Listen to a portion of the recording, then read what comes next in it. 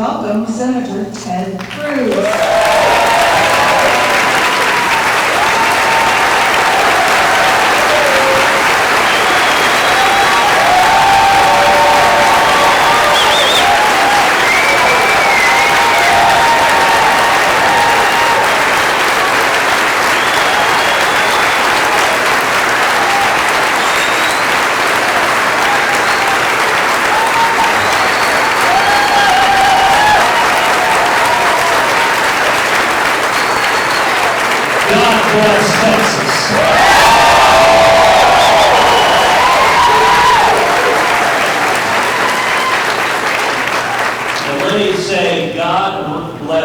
Conservative grassroots activists across this state.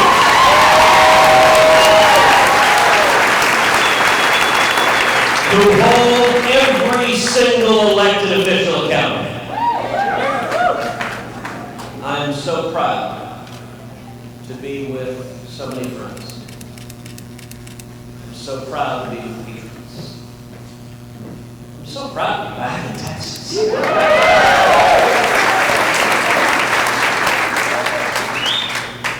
Tonight I want to talk to you about where we are and where we're going. And I'll cheat and give you a hint that where we're going is a lot better than where we are.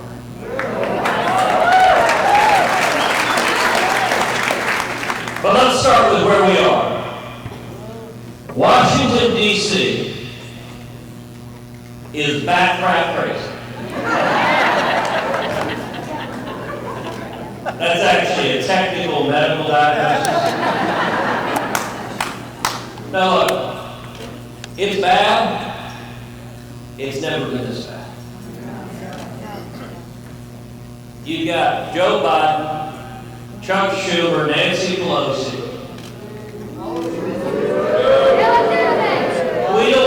Tweedledum. And here's the scary thing. None of them are driving the truck. They have handed the policy agenda over to the crazies in the car. You want to know who's driving the truck? It's Bernie Sanders. And it's Elizabeth Warren. And it's AOC. That's the policy agenda. All right, 7 months. What's happened in 7 months? Number one, we're on a path to spending $9.5 trillion. Now look, even in Washington, that's real money. You know, it's hard to tell what's $9.5 trillion. And one of the problems talking about numbers is for a whole lot of people, it's hard to tell the difference between $1 million and $1 billion and $1 trillion. They've all got $1 million, they all sound big. Let's put that in context. $9.5 trillion is more than double what the United States spent winning World War II. In 12 months, we're going to spend more than twice as much as we spent to win World War II. That is crazy, that is reckless, and it's irresponsible. The Democrats in Congress are fixing to raise taxes on everything. We're taking up Bernie Sanders' budget. Bernie Sanders' budget, they say it's $3.5 trillion. It's already been raised to $4.2 trillion. It's going up. And every tax you can think of is going up. Individual tax rates are going up. Corporate tax rates are going up. Small business taxes are going up. Capital gains taxes are going up. The death tax is going up. Everything they see, they're going to tax or regulate. And then there's the insanity of what's happening on our southern border. Now look, over the last decade, I've been down to our border many, many times. I've sat down over and over again with Border Patrol agents. I've gone out on midnight patrol with Border Patrol agents repeatedly. It's always been a challenge. It's always been a problem. But it is worse now than it has ever been in our lifetimes. A couple of months ago, I brought 19 senators down the border. 19 senators. We went out on patrol with the Border Patrol agents. We went right to the banks of the Rio Grande. On the other side, you could see the cartels with high-powered flashlights shining them on us across the river. They thought we were Border Patrol agents. They were yelling at the Border Patrol agents, taunting them. You can't catch us. There's nothing you can do to stop us. The agents who were with us said they did that every single night. We saw a stream of humanity coming across the border. Women with small children. Young moms carrying infants, nursing. Little kids. 3, 4, 5-year-olds. Walking alone. Without a parent. In 6 months, we have had over 1 million illegal aliens cross the country. We're on a path to 2 million this year. This is the worst and the highest rate of illegal immigration in 21 years. And it's man-made. Here's a point that is incredibly important to understand. This catastrophe was caused by Joe Biden and Kamala Harris. And there are 3 decisions specifically that they made in the first week in office that caused this crisis. Number 1, they immediately halted construction of the border wall. We went down, we saw miles upon miles of border wall, and they ordered the contractors, drop your tools. So we saw rebar just sitting on the ground, rusting. Walls going on for miles, and then just halting with a giant hole, and guess where the people were coming through? The giant hole. Then driveways up to the gate that was meant to be put in, they never put the gate in. So it's just a hole. That was decision number 1. Decision number 2, they reinstated the failed policy of catch and release. What that means is when they catch someone, they let them go. And they say, hey, we'll give you a court date sometime in the future. Would you please show up? And I know everyone here will be shocked to hear they don't show up. But the third decision they made is actually the most indefensible of the 3. They ended the Remain in Mexico international agreement. Now, what was that? Remain in Mexico was an agreement President Trump negotiated with the government of Mexico. You may remember in 2019, President Trump threatened tariffs against Mexico to cripple their economy unless they agreed to help on illegal immigration. Well, they did. And Remain in Mexico was an agreement that said when people from Central America crossed illegally into Mexico, that they would remain in Mexico while their U.S. asylum case was proceeding. And it worked. Last year, we had the lowest rate of illegal immigration in 45 years.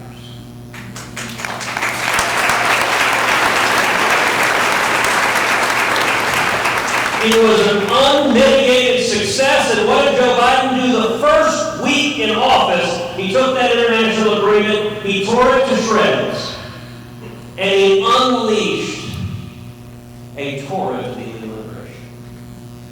Now let me tell you, the Democrats like to say they're doing this because they're compassionate.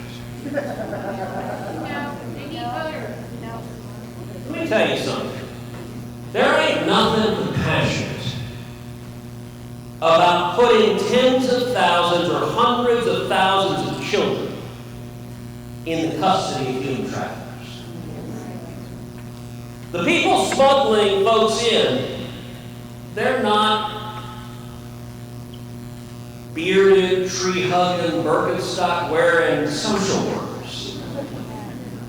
They're not, no offense on people. I'm trying to catch up to you. I'm not there yet, but I'm trying. These guys are vicious international criminals. They're physically assaulting these kids. They're sexually assaulting these kids. We went to the Don tent facility. It is a gigantic tent city that's been built in the Rio Grande Valley. And it is the Joe Biden cages. Now, for 4 years, we heard kids in cages every day on the press. What the press never told you is Barack Obama built the cages. And under Joe Biden, the cages are bigger and they're more full than ever been before.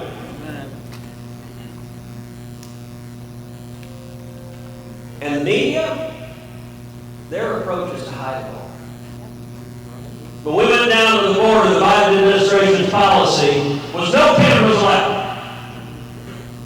And the media very quietly, very docilely said, okay. By the way, the Trump administration allowed cameras in. The Obama administration did, the Clinton administration did, the George W. Bush administration did, but under Joe Biden, no, nothing to see. Because they didn't want pictures of the Biden cages. Well, as I mentioned, I brought 19 senators down. And when we went in to see the Biden cages, I pulled out my cell phone. And I began taking pictures and taking videos. And some of y'all may have seen, actually, the Biden administration sent a political operative from Washington, D.C. to try to stop him. To jump in front of the phone. Please don't take these pictures. She said, please respect these people. I said, you respect these people.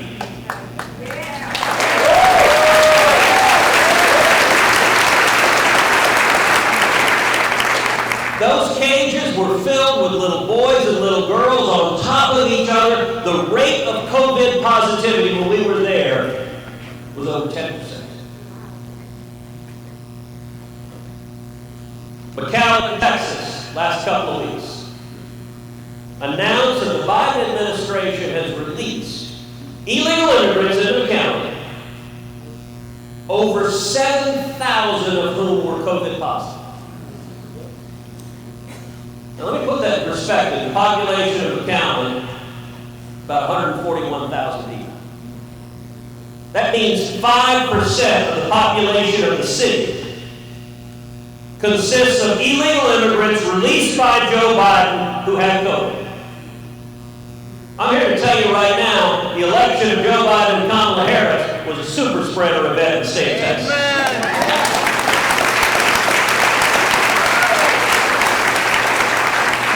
By the way, the Houston Chronicle just did a big editorial that said there's no crisis at the border. There's no problem at all, nothing to see here. And in fact, they said it is false to say that releasing tens of thousands of illegal aliens with COVID somehow contributes to the spread of COVID. Like, really?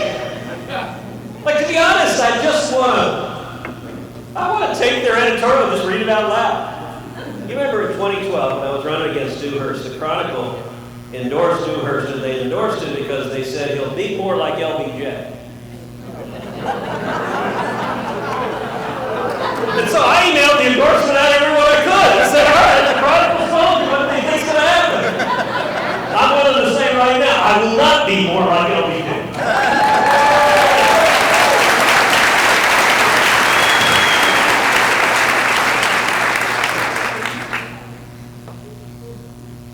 Crisis we're seeing fiscally, economically, domestically. We've got an assault on free speech, we've got an assault on religious liberty, we've got an assault on the Second Amendment.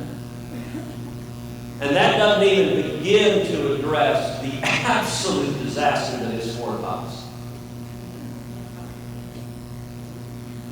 As messed up as the Biden administration is, economically and domestically, if anything, their foreign policy is worse. They managed to antagonize our friends and allies and kiss up to, appease, and surrender to our enemies. Like, I honestly don't know what happens in their situation room when they're like, okay, Russia, China, Iran, the Taliban, politics. Israel can't stand it. Like what? What in the hell are they doing? Committing treason. But here's the good news. That's where we are. Politics has a natural pendulum effect. It's been true from the dawn of time. One party gets in power, they go too far one direction, and the American people says, hold on a second. And they pull us back. And I'm here to tell you that people are waking up all across Texas.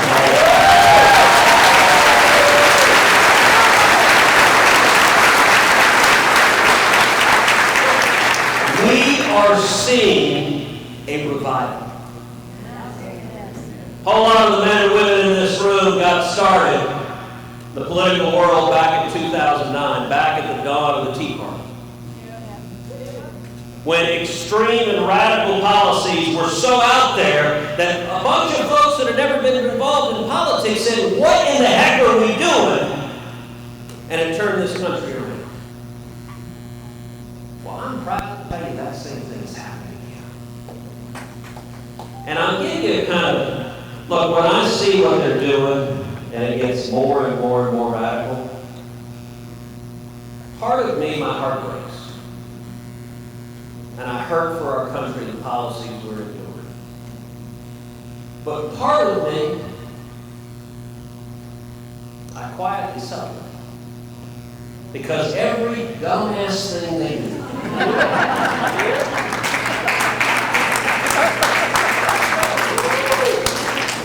there are a whole bunch of folks in this country who, Joe Biden ran as the centrist, moderate Uncle Joe. Nothing to see here, can't find my bathroom slippers. But you won't have any more mean tweets.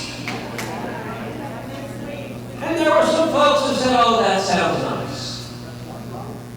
Who didn't sign up for the socialist revolution of open borders and abolishing the police and packing the Supreme Court and destroying democracy and tearing down our fundamental rights.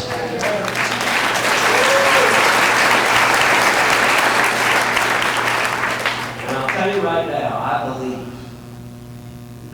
people are waking up all over this country, and that 2022 is going to be a fantastic election.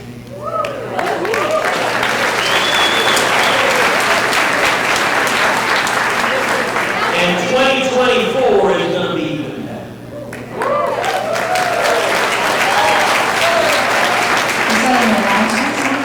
So let's do some questions. Questions. And you are right, people are waking up. That's why we here at True Texas have educated over 500 citizen advocates since January. So, our first question tonight is on medical freedom. As you can imagine, it's on everybody's minds. I think many people are a little bit confused about where you stand on medical freedom because of some recent social media, and whether or not vaccinated or unvaccinated people should be treated differently. We have seen your response to the Grassroots Coalition letter that was sent to you recently, and had detailed explanations of your position and a bill that you authored on this subject, but perhaps it requires a bit more clarification. So this question is from Michelle in Collin County, who is one of our satellite groups. You have previously stated that you would stand up and ensure the unvaccinated were not discriminated against. Since then, you have written a bill that allows measures such as masking, social distancing, or additional PPE equipment for being unvaccinated. Please explain how this is not discrimination. These outward signs violate a person's medical privacy rights by alerting those around them that they have chosen not to be vaccinated. So isn't that discrimination? And we're going to ask you to keep your answers to about 3 minutes because we have so many. Yeah, all right, so let me tell you my approach to this issue generally, and then I'll answer the question specifically. But let me lay out my approach to this issue generally. Listen, I believe in individual freedom. That means we should have no mandates, zero mandates.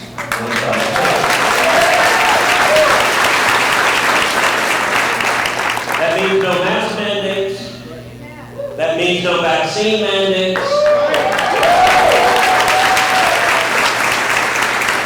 And that means no vaccine passports.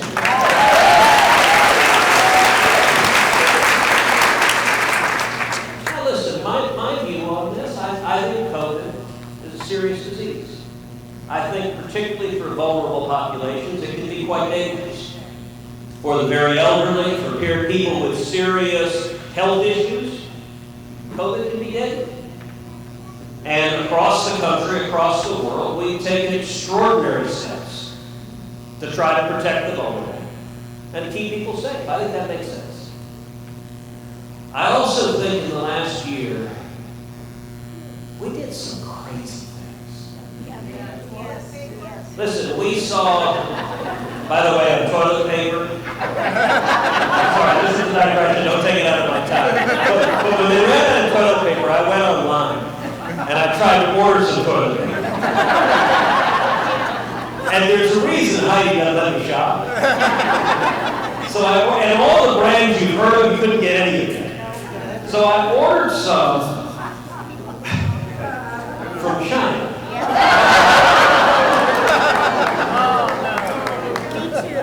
And Heidi laughed at me. So it took 6 weeks to get here. And when it arrived, it was the most miserable, dilapidated, pitiful rolls of toilet paper I'd ever seen in my life. So that's neither here nor there, but it is a true story. And I tweeted out a picture of the really lame Chinese toilet paper that I got sent. So I'm glad those shortages are over. Listen, we saw shutdowns across the country that destroyed small businesses, that destroyed restaurants, that destroyed bars, that destroyed concert venues, that destroyed family businesses that had been built over generations, that unemployed millions of people. And we saw schools shut down in a lot of parts of the country for a year. I think years from now, people are going to look back to 2020 and say, what in the heck were these people thinking? The single most indefensible policy has been shut down the schools. Yes. Amen. Yes. And there are tens of millions of kids that are getting left behind because idiot politicians shut down the schools and left the kids at home, and we have a whole generation of kids that are failing to learn reading and writing and arithmetic and science and history and art, and it is wrong and we shouldn't do it. Now,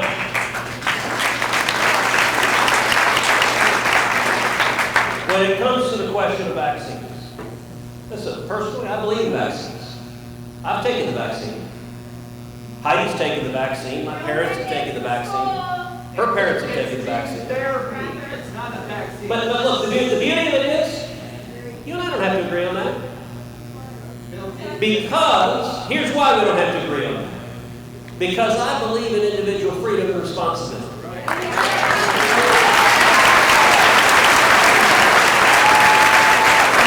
There's things that I think every one of us can make a decision for ourselves. We talk to our doctors and make a decision whether or not we want to get vaccinated. And if you want to get vaccinated, get vaccinated. And if you don't want to get vaccinated, don't get vaccinated.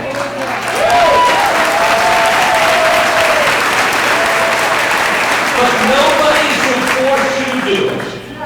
That means the federal government shouldn't force you to do it. That means the state government shouldn't force you to do it. That means the city government shouldn't force you to do it. That means your employer shouldn't force you to do it.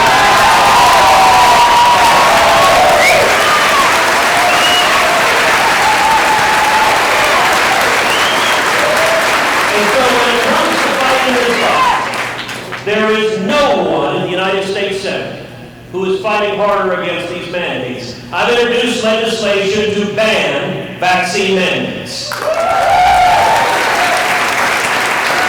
I've introduced legislation to end the federal mask mandates. And I've introduced legislation to ban vaccine passports. Now, the legislation that was asked in this question, right now, unfortunately, our civil rights laws are not providing protections to people for vaccines. We had a big hospital down in Houston.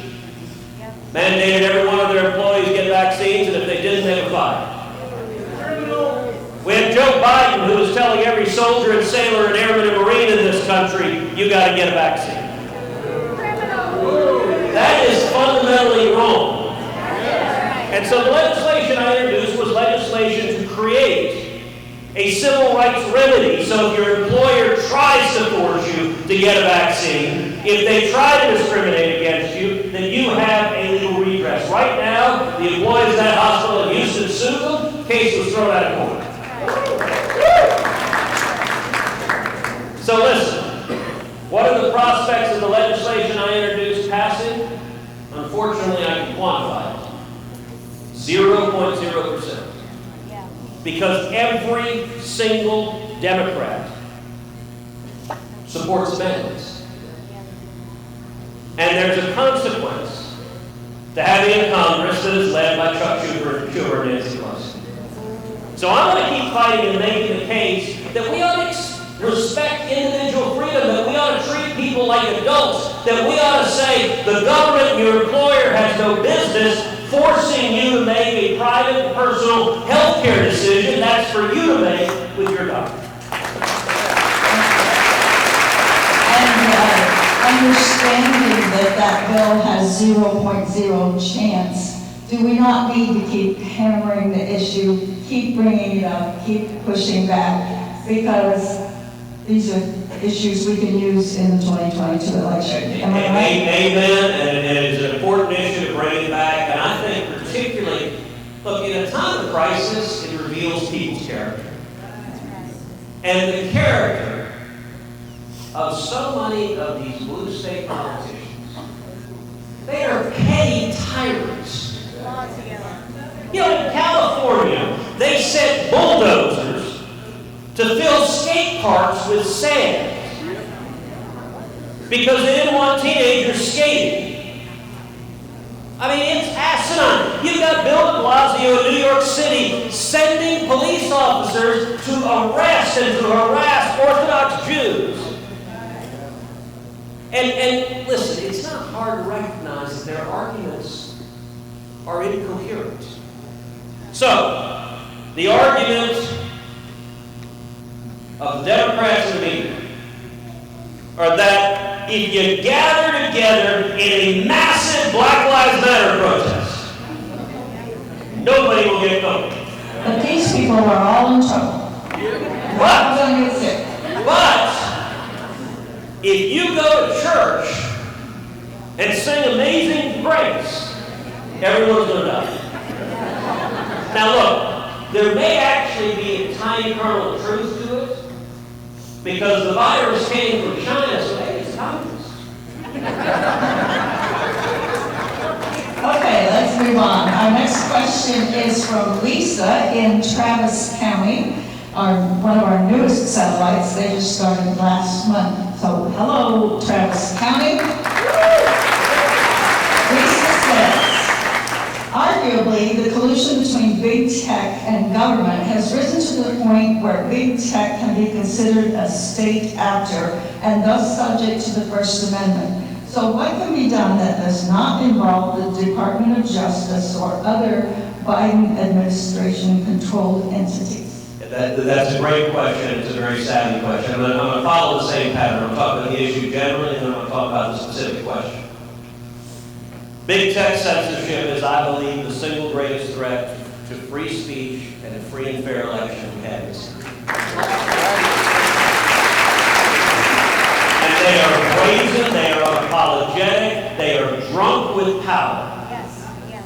And they are trying to silence every person in this room and control and silence anyone who disagrees. Yep. And I think we need to use every tool we have to stop it. Now, what does that mean? Well, for several years I was the chairman of the Constitution Subcommittee in the Senate Judiciary Committee, and I chaired multiple hearings on big tech censorship to lay out what was happening and talk about three different remedies we have. Number one, and let me say before you get to any of the remedies, nobody wants to see a federal government speech police. That would be a terrible idea. That's right. So that's a bad way to approach the problem. But there are at least three ways we can approach the problem. Number one, right now big tech has a special immunity from liability called Section 230 of the Communications Decency Act. That they have an immunity from liability nobody else does. And the reason Congress gave them that immunity from liability is they believe big tech would be a neutral public forum. They wouldn't censor people. Well, big tech stopped doing that. And my view is, if they're going to be biased and political, there's no reason on earth they should get a special benefit. They should get corporate welfare that nobody else gets.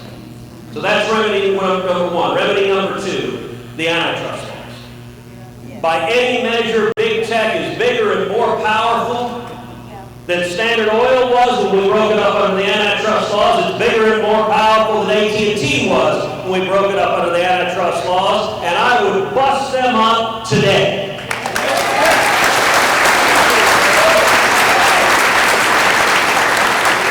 And then number three is a theory that sounds in consumer protection and deception. And the simplest way of putting it is, when you sign up for a social media site, the basic promise they make to you as a consumer is if you post something, the people who follow you will see what you post. And if you choose to follow someone, you'll see what they post. They are breaking that promise every single day. That is a lie. And so I can tell you the last administration on this question of using the full force of the federal government to go after big tech, I met repeatedly with President Trump, with the Vice President, with the White House Chief of Staff, with the White House Counsel, with the U.S. Attorney General, with the Deputy Attorney General, with the Assistant Attorney General for Antitrust, with the Chairman of the Federal Trade Commission, with the General Counsel of the Federal Trade Commission, and with the Chairman of the FCC. Every one of those was individual meetings. Several of them were 2 or 3 meetings, pressing them to use the enforcement power of the federal government to go after big tech. Unfortunately, many of the people in the administration were not able to marshal the enforcement power of the federal government to do that. And I think that was a missed opportunity that is deeply painful. Now, the question that was asked is actually a very novel theory that is the basis for President Trump's lawsuit against big tech right now. So y'all may remember a couple of months ago when the Fauci emails came out. And Fauci was emailing lots of people, including Mark Zuckerberg, and saying, Mark, would you please censor the following? Would you please silence and cover up the following? Things like saying the Wuhan virus came from Wuhan. And Zuckerberg, of course, saluted, sir, yes, sir, happy to be the government censor. At the time, so I do every week a podcast called Verdict with Ted Cruz. At the time, I devoted an entire podcast to the Fauci emails. What I said at the time is I said, this has dramatically exposed big tech's liability. And the reason is, so look, big tech's biggest defense against the Trump lawsuit is they say the First Amendment only applies to the government, and that is generally true. First Amendment begins with Congress shall make no law.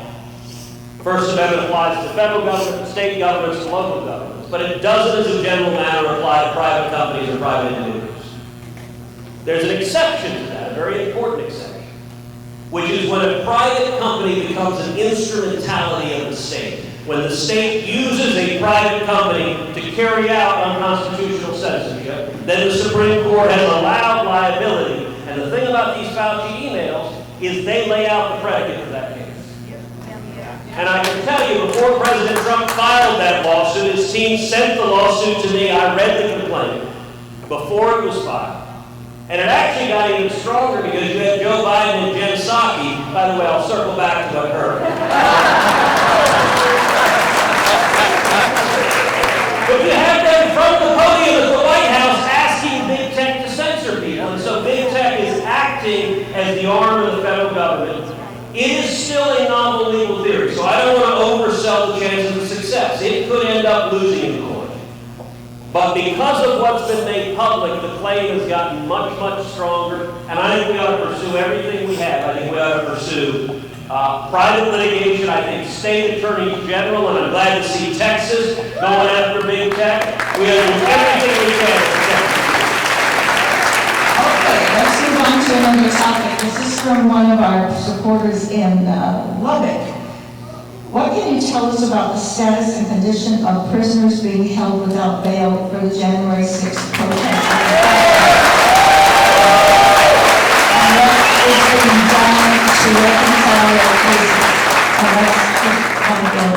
Look, it's a very good question. And if you look at what happened on January 6th, I think Democrats and the media are conflating a whole lot of different circumstances. And they're treating them all the same. Now let me start with what I believe. If on January 6th or January 5th or today or any other day, you engage in an act of violence, if you criminally assault a police officer, you should be prosecuted, you should go to jail for a very long time. And I don't care about your politics. I don't care if your politics are you're a left-wing activist or you're someone I happen to agree with politically. None of us have the right to physically assault a police officer, and if you do, you're going to jail.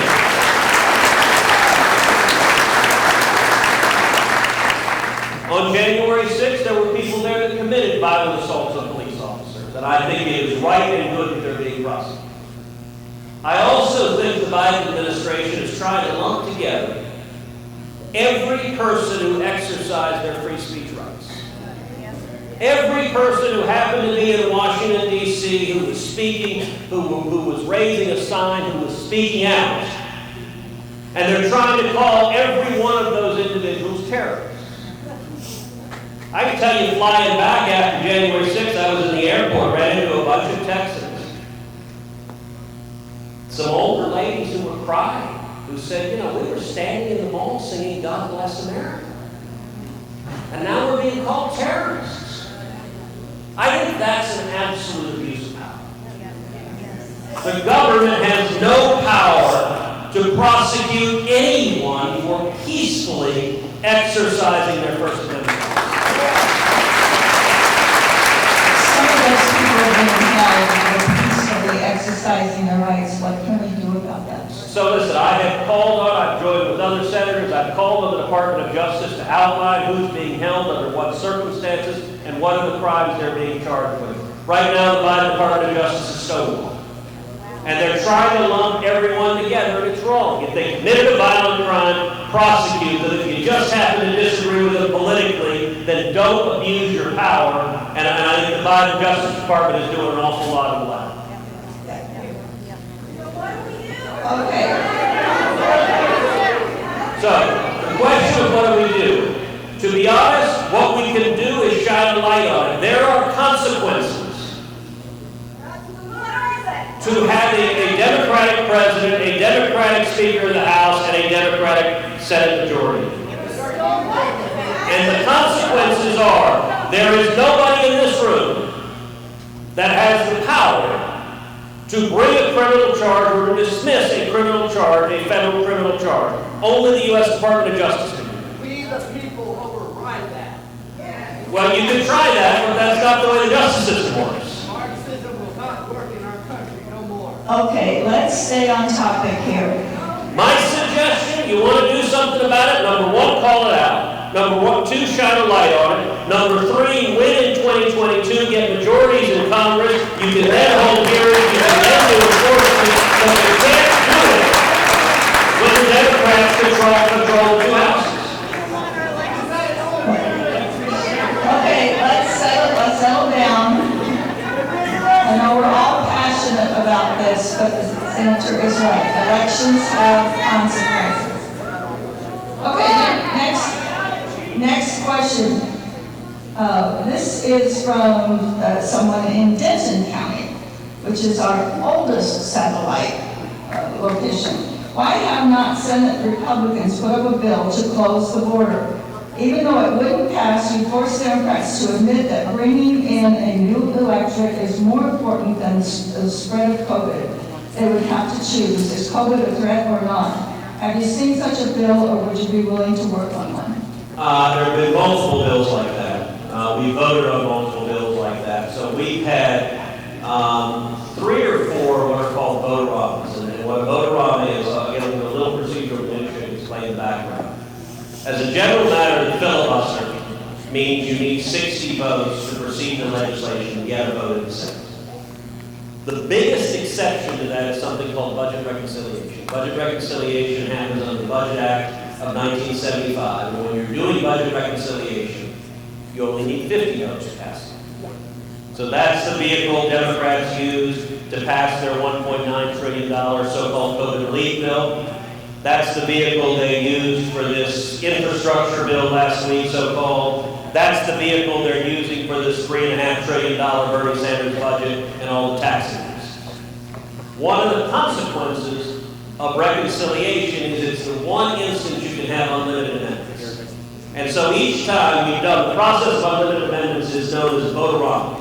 And you basically just stay there and have amendment after amendment after amendment until everyone basically falls over tired. So 3 times we've been there all night long, offering amendments, trying to stop the bills. And so each time, I believe, there's been at least one and often several amendments focused on illegal immigration, whether focused on building the wall, whether focused on case law, whether focused on not sending stimulus checks to illegal immigrants. That's one I introduced. I mean, we've had multiple amendments focused on the border crisis.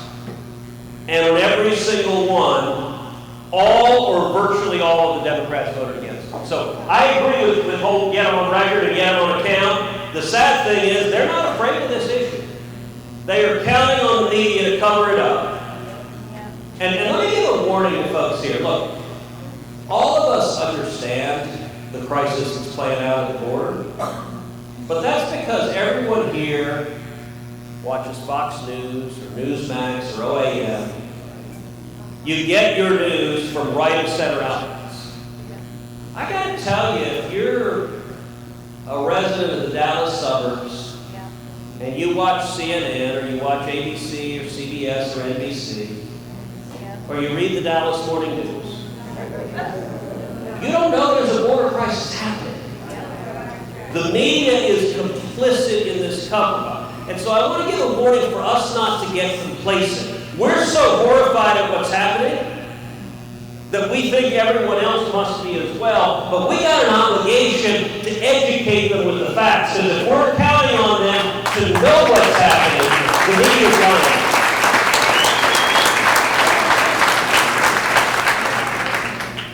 Question on gender modification of minors from Ellis County.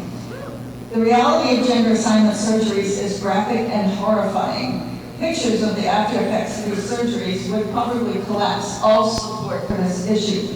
Would you consider using your influence by putting out a press release or having a press conference to show some of these images?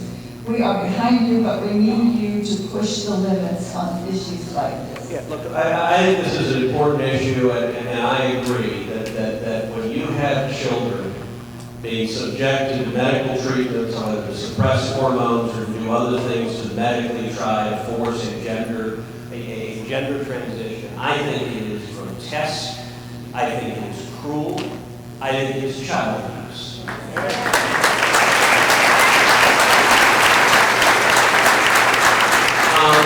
Now listen, if an adult wants to do that, I believe in individual freedoms. If an adult wants to do that, if you want to go get chopped, I don't agree with it. I'm not advocating for it, but I actually believe if an adult wants to do that, you have the freedom to make that choice. A 6, 7, or 8-year-old child doesn't have the emotional or intellectual maturity to make that choice in a way that would hamper his or her life for the rest of their life. Amen. And I think often when it's happening, you have parents who are trying to make a woke political statement at the expense of their child. So, in terms of the legal regime, the federal government doesn't have a role in regulating that. That is regulated at the state level. But I can tell you when it comes to Texas, I have spoken out vocally and repeatedly against gender modification of children and medical mutilation of children, and I'll continue speaking out because I think it is cruel and wrong. Can you send the Democrats back that are hiding out in DC so that we can take a vote on that? Yeah. I'm just kidding. They'll come back eventually. This question is from Benji in Dallas County. Go Dallas. Novavax developed a vaccine that uses technology that's been around for decades and has fewer side effects than other vaccines. Why has the government given them billions of tax dollars to take their vaccines to foreign countries before making it available here for Americans? People who are open to getting a vaccine might be more inclined to do so if it was the same technology as their pertussis and hepatitis vaccines that they are familiar with. If the government really wants everyone vaccinated, why not make the safest choice available to us instead of sending it overseas? So look, I think that is a fair and reasonable question. Now, I'm going to be the first to admit I'm not a doctor, I'm not a scientist. If you're asking me what vaccine you should take, I don't know. And you know, why on earth would you follow the views of some politicians on what medical treatment to get?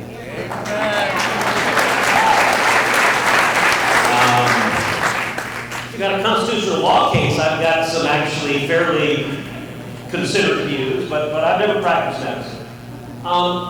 What is bizarre about this pandemic is the heavy-handed authoritarian views of Washington.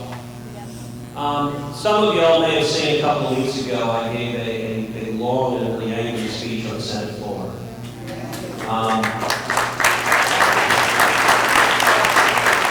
About number one, the CDC. And has there ever been an institution that has more destroyed its credibility more rapidly than the CDC? But Congress has been doing it much more slowly. It's been a slow, and I'm not sure it was ever that high. Look, a year and a half ago, the CDC had real credibility, and in America and abroad, it was a respected scientific and medical institution. And for whatever reason, they allowed themselves to be brazenly politicized.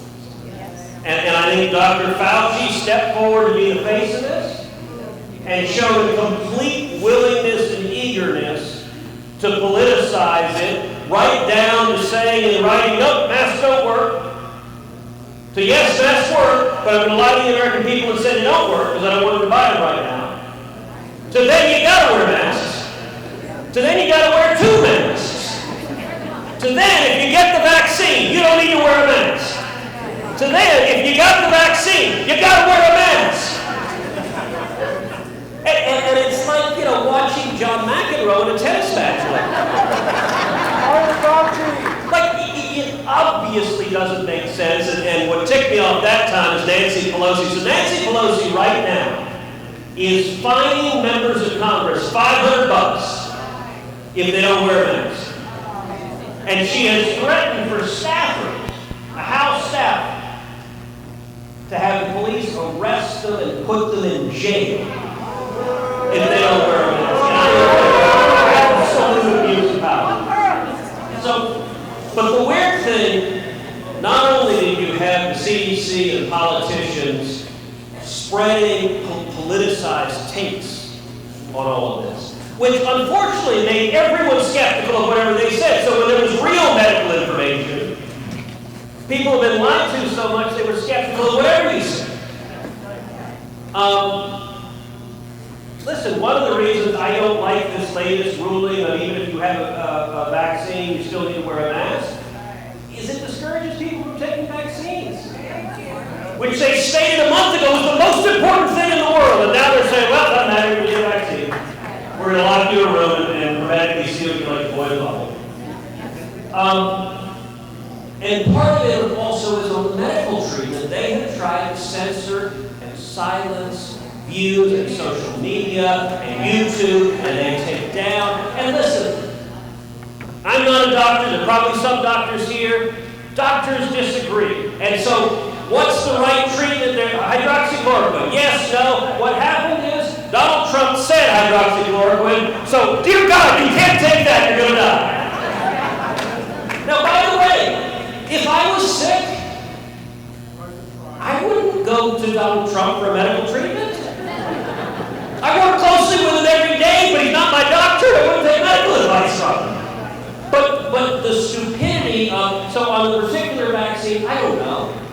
But we ought to have fair and honest conversations about the different kinds of vaccines. And actually, you all will appreciate, everyone here knows my dad. My dad and I had a month-long argument about the vaccine. He didn't want to take a vaccine. I wanted him to know.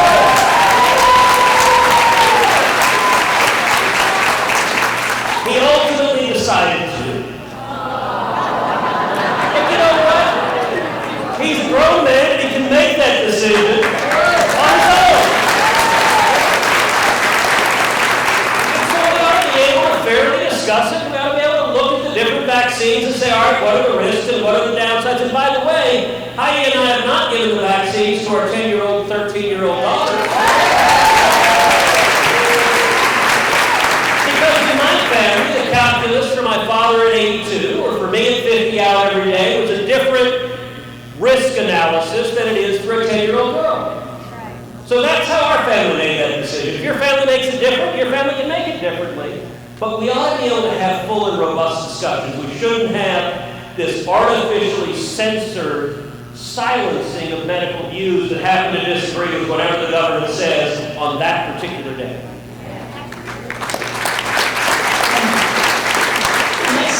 Is from Harris County. The infrastructure bill being considered right now seems to have less to do with actual infrastructure and more to do with Democrat pet projects. It is also too expensive spending money we don't have, increasing the debt. With even Republican senators voting for it, it probably cannot be stopped. But is there still a chance to negotiate it at all or pull any political wins out of the argument?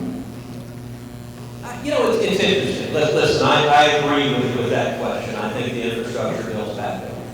I voted no. I voted no at every stage. I spoke out loudly against it. I urge my colleagues.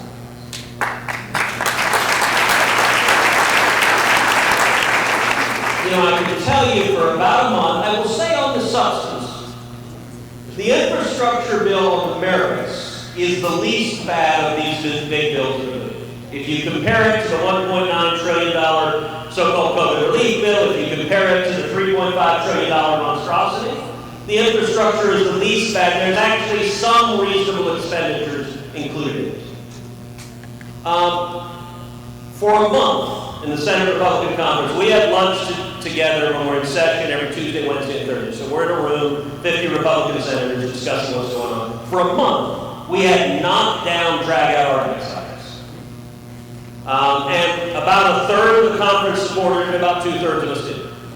I tell you the argument I made to the people who were putting this forward. I said, listen, if you had negotiated a deal with the Democrats that they would support this bill instead of the $3.5 trillion monstrosity that jacks up taxes and has monstrous spending, I can understand that. If it were to do this instead of that, we could have a reasonable conversation. I think you'd see a large percentage of the conference vote for it if we were instead of doing that. But here's the problem. You didn't negotiate anything from them. The Democrats have said, we're going to pass the $1.2 trillion, and then we're going to come back and pass every other thing we were going to pass anyway on top of it. And so I thought that made no sense. And I said, listen, the only result of this is going to be that Joe Biden's going to run out and say, see how bipartisan we are. We got all these Republicans going along with the Senate. And it's going to be really hard for people to distinguish between the one bill and the other. They're just going to see trillions of dollars of spending. And they're going to see inflation going up and up and up and up. And there's an inflation bomb that is detonating across this country. And what I urge my colleagues is don't put any Republican fingerprints on it. If they want to do it, let them do it, but don't be complicit.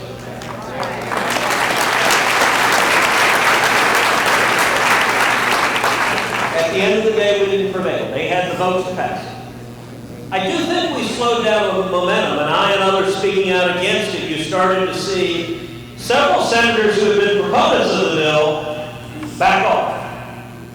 I think that said something about where the momentum was. On the prospects of stopping it in the House, I don't know. It's a narrow, it's past the Senate. It is out of the Senate, and it's in the House. If the House passes it, it goes to Joe Biden. Whether the House will pass it, I don't know. I assume all of the Democrats will vote for it. If they do, they have enough to pass it. So in the Senate, you can have a hurdle of needing 60 votes. They don't need 60 votes in the House. They need a majority of just one. So if the Democrats vote for it, it will pass. The only way it gets scuttled is, frankly, if the far left scuttles it because they demand it to be even worse. And they might be crazy enough to take it down. So go AOC. I would love some more. Why are so many Republicans so spineless? We are not taking questions from the floor. Thank you. Withdrawal from Afghanistan has been a nightmare for us and the Afghani people. Why are we allowing thousands of refugees into Texas from Afghanistan? Are they being vetted? Most of the ones I see on the news are young men, not women and children, who are most vulnerable. What about the Americans who are trying to get out of the country, missionaries who've been threatened with their lives? Should they be our priority? At the moment, our borders are being overrun. How can Texas take in thousands more refugees? So it's a great question. Let me take several reasons. Let's start with what's happening in Afghanistan. It is an absolute catastrophe. It is horrifying to watch. It is a combination of ideological extremism on the part of this administration, along with absolute incompetence. If you look at what's happening, there are only two possibilities. Number one, either the intelligence community and the Defense Department failed to anticipate and failed to plan for the meltdown that has occurred. Number one. Or number two, they did anticipate the meltdown. They did know what was going to happen. And the Biden administration, for political reasons or otherwise, disregarded that intelligence and disregarded that.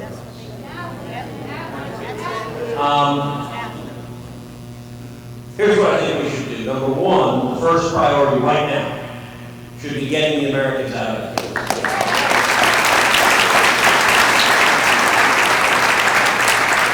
There are thousands of Americans trapped in Afghanistan, and Joe Biden and Kamala Harris, by all appearances, have no clue and no plan to get them out. And they're just throwing up their heads in the air and leaving. That is wrong, and we need to get them out and evacuate them now.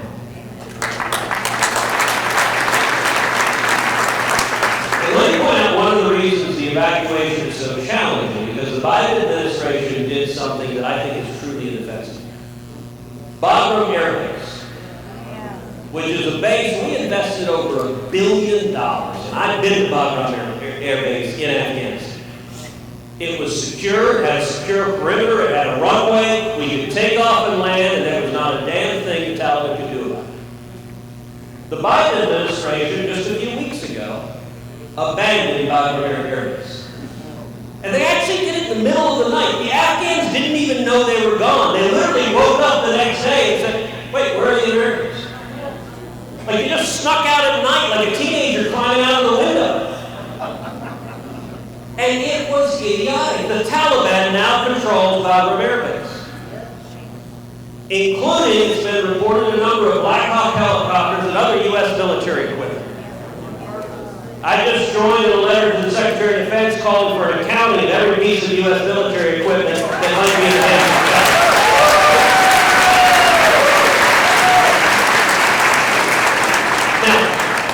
Now, my view, I think it was time to end the war. I think it was time to bring our soldiers home. But it wasn't time to do it in a half-assed way that leaves them in utter chaos, and we should have held on to Bagram Air Base, which we built, which we paid for, and had an orderly, a systemic removal and evacuation with a secure perimeter that protected everyone safe. Let me take a second. The refugees. The refugees is a complicated question, and let me give you my views on it. My views are twofold. Number one, there are a significant number of Afghans, thousands of them, who help us. who assisted the U.S. military, who served as translators, who served and helped us fight against the Taliban. And when they did that, we made promises that we'd have their back. In my view, the Biden administration just abandoning thousands of them to almost certain slaughter, I think is wrong and moral. The images of people holding on to the wheels of American planes as they take off and falling to their death is haunting. And by the way, we have a bad habit of doing that. We did it to the Kurds in Iraq decades before. And if we want people abroad to trust America, to work with our soldiers and support us, we can't have a habit of betraying the people who help us. So, what do? That does not mean every Afghan who said he participated in any way should suddenly be allowed into America. That's what the Biden administration wants to do. So they're trying to take their disaster in Afghanistan and use it to justify a flood of new immigrants to the United States. I believe anyone that comes to this country as a refugee should be thoroughly and completely vetted and should come legally.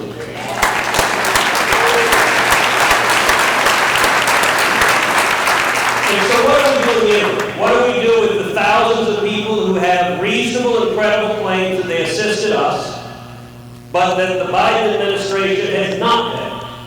I think what we should do in the interim is move them to a neutral and safe third country, where the Taliban can't kill them. And then before anyone is allowed to come through the legal processes, they should be vetted. Listen, it was the Taliban in Afghanistan that supported and funded 9/11 in the first place. And we shouldn't be bringing in new terrorists to carry out another attack. And so I think we should vet anyone who wants to. This will be a quick one, I hope. Why are we not screaming about Biden overruling the Supreme Court on rental moratoriums?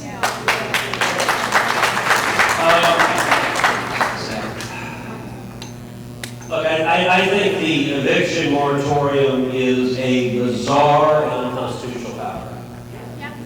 It's being done through the CDC, which is just weird. Like, I don't even know how you present the argument, okay, your local Walgreens is saying you can't be evicted. Like, it just doesn't make any sense. And what's interesting is the Biden administration knows they don't have a credible basis. You listen to their defenses, they say, well, it may not be legal, but yeah, that's kind of a problem. So yes, we should be calling them. And unfortunately, it is part of a larger pattern of lawlessness that we're seeing from the Biden administration. I think it will only get worse. I think we're seeing it in many places, school districts, cities, counties, state level things. We need to always be calling that out. Okay, rumors have spread that you had endorsed Greg Abbott for governor. As you can see from this event tonight, we favor anyone but Abbott. Will you commit to either endorsing an Abbott challenger or not endorsing at all in this primary race?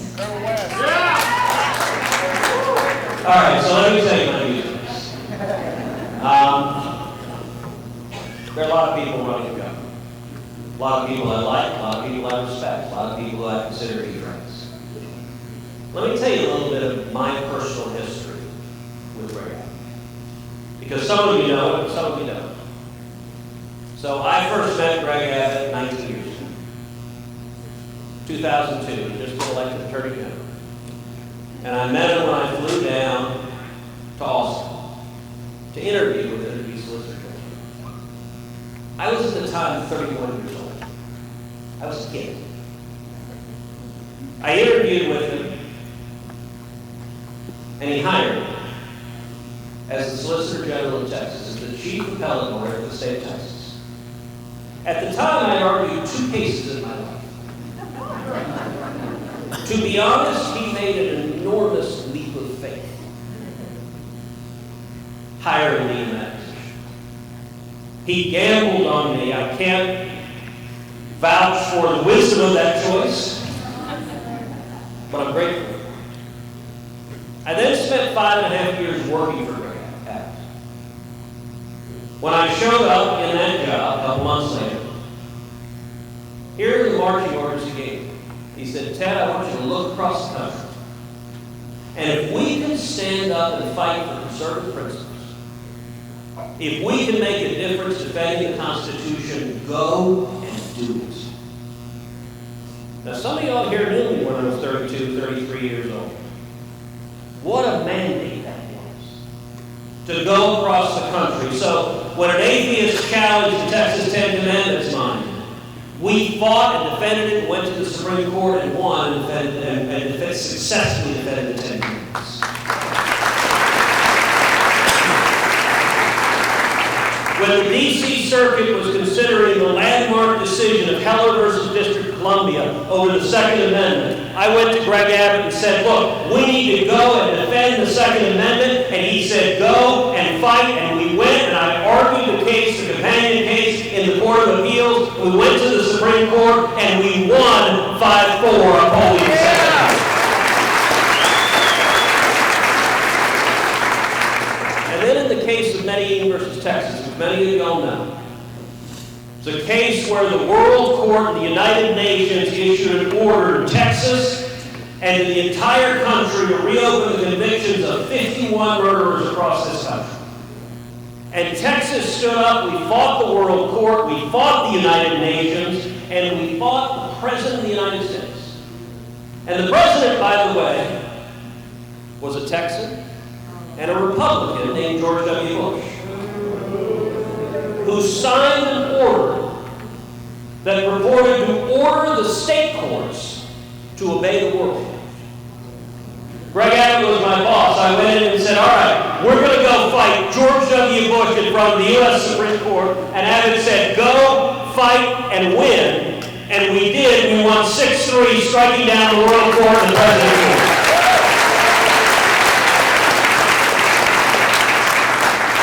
So I spent 5.5 years working for Greg Abbott every single day.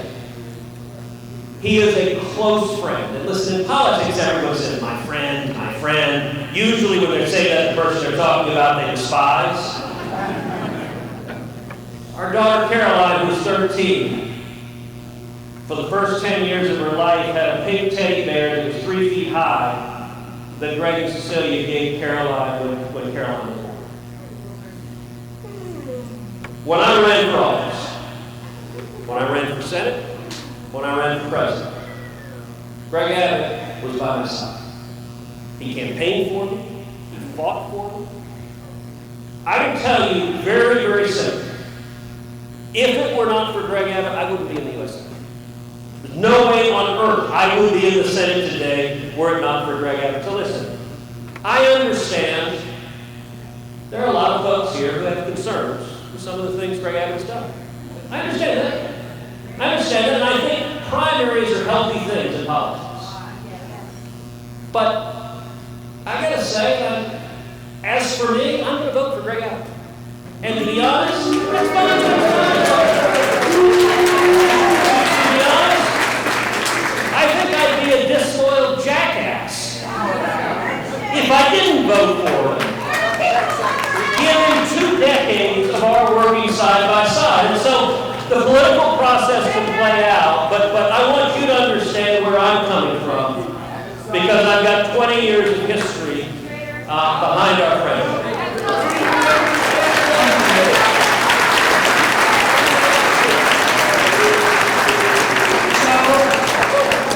So we all believe in freedom of choice. This is one vote. There's 500, 600 votes out there. Okay, next question. What legislation is being passed while the public is focused on Afghanistan? Example, are we watching the right hand while the wrong hand while the other hand does something unbeknownst to the public? It's handwritten, I'm having trouble reading it. So I can give you a tiny bit of good news, which is for the next 4 weeks, Congress is out of session.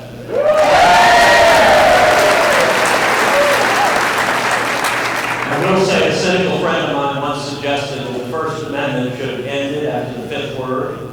Congress shall make no law. Is Congress going to do bad things under the cloud of distraction? Absolutely yes. What I can tell you is I'm going to fight against it with every ounce of strength in my body. And I'll give a specific example. So the last thing the Senate did before we broke and everyone went home to travel across our respective states is we had an all-night vote-a-rama on this infrastructure bill. We had numerous amendments that I introduced and others. And then everyone went home and went to bed, and at 3:30 in the morning, Chuck Schumer stood up and tried to pass S1, what many are calling corrupt politicians. And it was 3:30 in the morning, and I was the only Republican senator remaining in the chamber.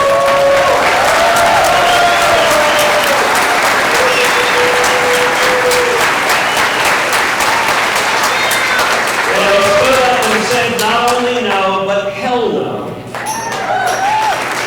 And this would undermine election security. It would steal the right to vote from the American people. It is a brazen power grab, and this will not pass.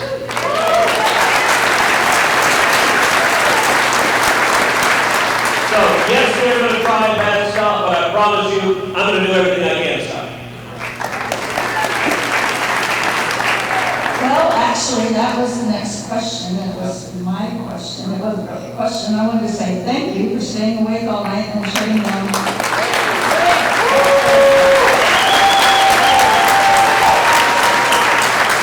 Okay, we are going to start bringing this to a close. This one last thing, it's not really a question, but I thought it was really good. It says, I assume there are times when you could use more support from your colleagues. How can we be aware of what topics you need our support and who we should contact in order to help you be most effective? As citizen advocates, we want to know this. I mean, we send emails and we make phone calls, but what more could we be doing to promote good things in the Senate? But look, that's a great question. It's a great note to close on because I really want to take a moment to really thank you. Our democracy only works when we have smart, educated, informed citizens who are engaged in the process. When the Tea Party wave began to rise in 2009 and 2010, the career politicians in Washington were horrified. They had never seen the citizens holding them accountable. Look, the questions you guys asked were researched, they were detailed, they were factual. You know your stuff, that's great. And by the way, not everyone's going to agree with everyone else 100% of the time. If you find two people that do, that's impressive. But at the end of the day, every elected official will work for you. And the more you're engaged, what I would say is speak out. Engage on social media. Ask questions of our elected. Make phone calls. Phone calls work. 2013, when I filibustered against Obamacare, I still remember one of my colleagues at one of our lunches looking at me red-faced, and he pounded the table and went, "Ted, my constituents keep calling me!"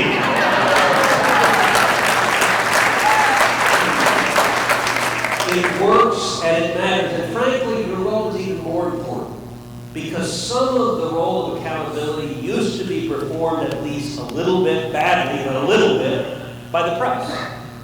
They don't do that anymore, which means the only accountability that is going to happen is going to come from the people. So what I would say, in terms of how you can help, speak out, pray for us. Let me say thank you for the people here who lift us up in prayer. We need it. Heidi and I and our girls, we are supported. We have a hedge of protection around us that the prayer warriors in this room are praying in place.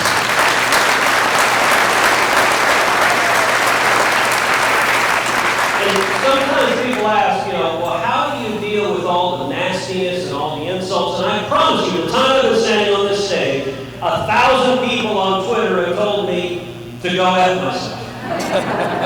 That's just, and they didn't agree. And sometimes people say, well, how do you deal with that? And to be honest, the answer is, I keep in mind who I'm working for. I'm listening to you. I'm listening to the men in your text. And it's a little bit, the nastier the fight gets. In some ways, I'm gratified. There's an old line that if they're not shooting at you, you're not doing much. And when the media is coming after you, I've said many times, if the New York Times ever praises me, I will resign. I don't think you've got a great risk. But continue playing the role of being informed, being educated, and let me say something else, which is, look, this is an ugly time in politics. There's just a lot of nastiness, there's hatred on both sides. And I want to encourage you, even when the other side is mean and nasty and vicious, don't respond in kind. Be happy warriors. Be joyful warriors.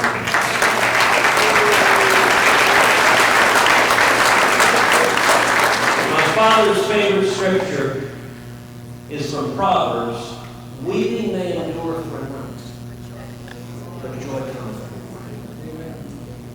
And there's a lot of weeping happening in this country, but I believe the American people are waking up, and I believe in all of my heart that morning is coming. And it's coming because of your leadership, your sacrifice, your engagement, and not just with each other in the room, not just preaching to the choir, but talking to your friends, talking to your families, talking to your neighbors, talking to the mom in the carpool line, saying, aren't you tired of this craziness? Wouldn't you like to just have an open school? Wouldn't you like to just have an open business? Wouldn't you like to have the government stay the heck out of your health care decisions? Wouldn't you like to see the taxes and regulations stop destroying the business? That's what y'all are doing. I wouldn't be in the Senate without you. We need fair elections. We absolutely need fair elections.